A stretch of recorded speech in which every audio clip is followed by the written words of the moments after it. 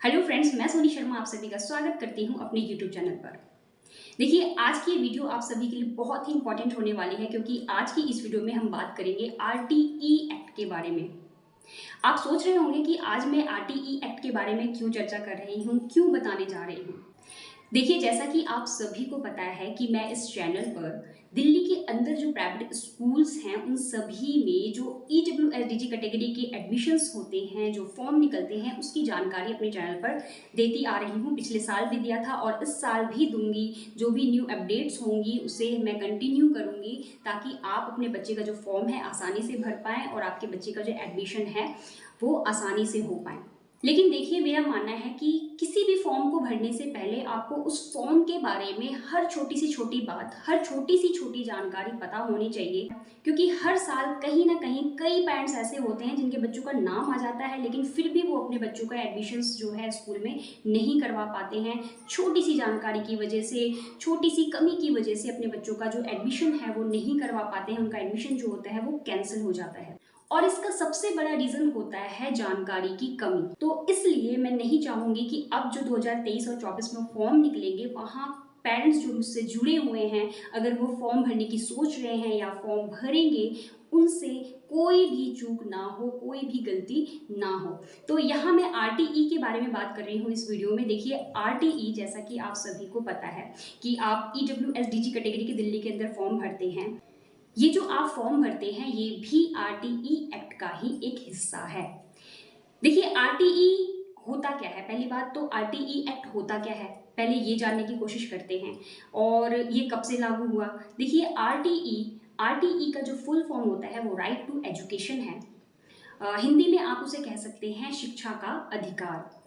और इस जो एक्ट को पास करने का सबसे बड़ा पर्पस यही था कि कोई भी ऐसा बच्चा इंडिया के अंदर ना रहे जो प्राथमिक शिक्षा से वंचित रह जाए। प्राथमिक मतलब जो उसकी बेसिक शिक्षा होती है, बेसिक जो एजुकेशन होती है बच्चों की, उससे वो वंचित ना रह जाए। हम क्योंकि पिछले कुछ साल पहले अगर हम जाएं तो उस समय बच्चों को आपने देखा होगा कि किसी कारखाने में काम करते हुए छोटे छोटे बच्चों को देखा होगा, किसी चाय के दुकान पर काम करते हुए छोटे छोटे बच्चों को देखा होगा। तो उन सभी स्थितियों को जहाँ बच्चे क्या करते थे, अपने घर की जो स्थिति थी, कमजोर स्थिति थी, उसको देखते हुए उनके पेरेंट्स उन्हें काम करने के लिए भेज देते थे क्योंकि उनकी आर्थिक स्थिति बहुत कमजोर होती थी। उनका जो भरण पोषण था नहीं हो पाता था खुद की कमाई से, तो वो बच्चों को भी बाहर कमाने के लिए भेज देते थे।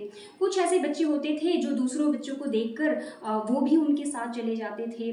और कई ऐसे पेरेंट्स होते थे जिनकी मजबूरी होती थी कि उनके पास इतनी आय, इतनी इनकम नहीं होती थी कि वो अपने बच्चों को पढ़ा पाए किसी प्राइवेट स्कूल में। सरकारी स्कूल भी इतने नहीं होते थे कि वो बच्चों को सरकारी स्कूल में डाल पाए।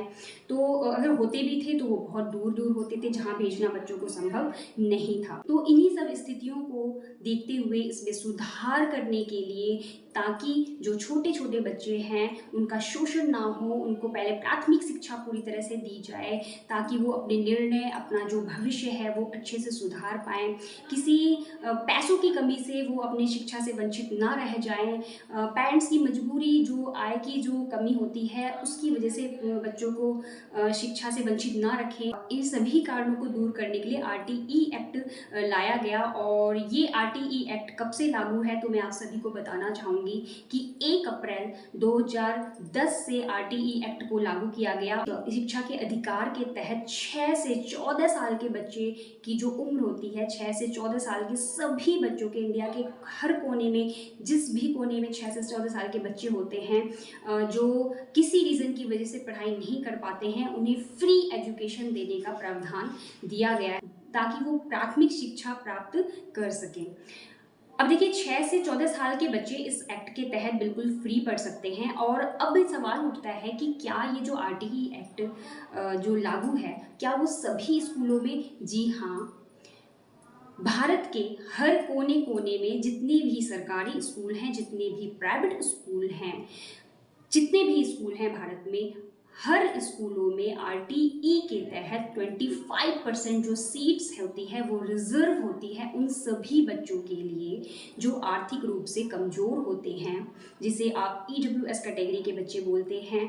उन सभी बच्चों के लिए जो किसी विशेष निम्न जाति वर्ग से बिलोंग करते हैं, उन सभी जाति वर्ग के बच्चों को समानता का अधिकार देने के लिए, ताकि वो समाज में समानता का अधिकार प्राप्त कर सकें और समाज में बराबरी का अधिकार उन्हें मिले। शिक्षा के क्षेत्र में हो, चाहे वो नौकरी के क्षेत्र में हो, चाहे वो किसी भी क्षेत्र में हो, ऐसे ही बच्चों को समाज में बराबरी का अधिकार देने के लिए RTE एक्ट को लागू किया गया।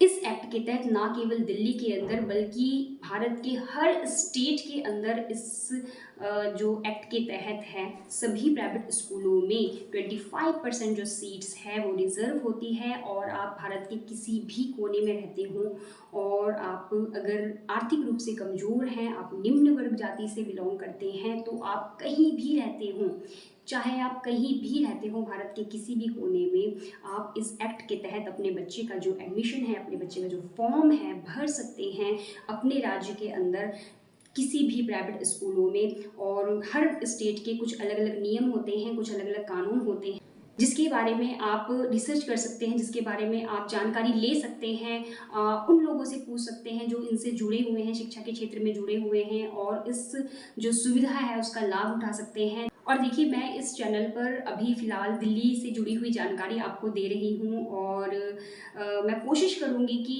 इंडिया के हर स्टेट की जो जानकारी है, जो RTE के तहत जो एडमिशन्स होते हैं प्राइवेट स्कूलों में, उसकी जानकारी आप तक लाने की कोशिश करूँ। तो आज की वीडियो में बस इतना ही। अगर आप मेरे चैनल पर नए हैं और चैनल को सब्सक्राइब नहीं किया है तो प्लीज़ चैनल को सब्सक्राइब जरूर कर दीजिएगा, और चैनल को शेयर करना बिल्कुल भी मत भूलिएगा, क्योंकि आपकी एक छोटी सी जानकारी किसी का पूरा जीवन बदल सकती है। Thank you so much. मिलते हैं अपने नेक्स्ट वीडियो में।